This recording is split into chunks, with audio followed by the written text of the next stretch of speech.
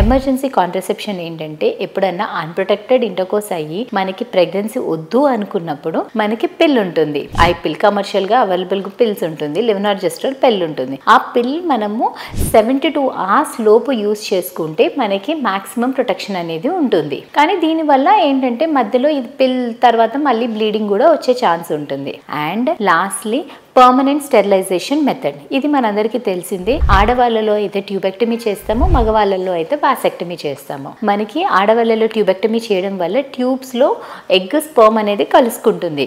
So అది బాడీలో egg sperm కలవకుండా ఆపుతుంది. అండ్ మేల్స్ లో వాసెక్టమీ చేయడం వల్ల బాడీలో టెస్టిస్ నుంచి బ్లాక్ అనేది అవ్వడం వల్ల నార్మల్ సెక్షువల్ ఫంక్షన్ అంతా బాగానే ఉంటుంది, కానీ మనకి స్పర్మ్స్ అనేది ఉండదు. కానీ వాసెక్టమీ చేసినా కానీ ఒక ఫస్ట్ 2 లేక 3 నెలల వరకు ప్రొటెక్షన్ వాడుకోవాలి. దాని తర్వాత మనకి 100% సక్సెస్ అనేది ఉంటుంది.